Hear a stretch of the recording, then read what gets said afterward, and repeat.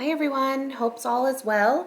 I'm recording this short video on how to add your preceptor and your clinical site to Typhon.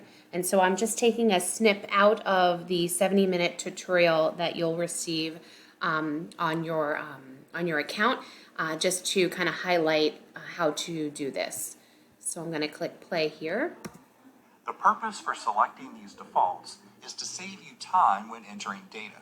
However, you can override your default choices on an individual record. In some programs, you may be able to submit an electronic request for a new site or preceptor to be added to Typhon. If you see a request addition link next to the clinical site and/or preceptor drop-down list, then you can input the electronic request. You will enter contact information for the item you would like to add. However, before requesting an addition, please use the search box to make sure your item is not already there.